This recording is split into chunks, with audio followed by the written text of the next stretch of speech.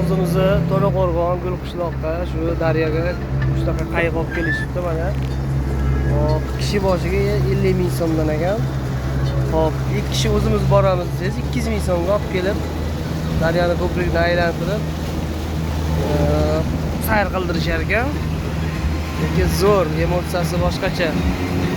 Bu tezlik bilan yurganda shunaqa zo'r emotsiya beradi odamga. Lekin ozgina qo'rqadi ham odam.